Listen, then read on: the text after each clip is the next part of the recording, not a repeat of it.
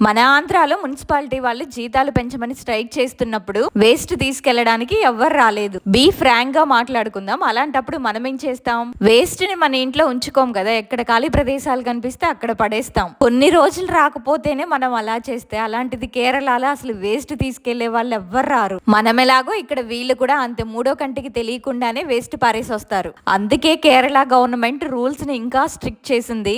ఎవరైనా మీ కళ్ళ ముందు వేస్ట్ పారేస్తున్నట్టు కనిపిస్తే వాళ్ళని క్లియర్ గా ఫోటో గానీ వీడియో గానీ తీయాలి. బండి నంబర్ ని క్లియర్ గా తీసినా పర్లేదు. ఆ తీసిన ఫోటోను వీడియోను వాళ్ళకు వాట్సాప్ నంబర్ ఇచ్చారు, దానికి ఫార్వర్డ్ చేస్తే ఆ వేస్ట్ పారేసిన వాళ్ళకి అక్షరాల 10,000 రూపాయల జరిమానా వేస్తారు. ఫోటో తీసి పంపించిన వాళ్ళకి అందులో 25% కమిషన్, అంటే 2,500 ఇస్తారు. అదండి ఈ సంగతి. ఇంట్లో చెత్తను వదిలించుకోవాలని చూసారో జేబులో డబ్బులు వదులుతాయి. సో ఎవరింట్లో వాళ్ళే పొడి చెత్త, తడి చెత్త, ప్లాస్టిక్ ని సపరేట్ చేసుకొని డీకంపోజ్ చేసుకోవాలి. మీరేమంటారు?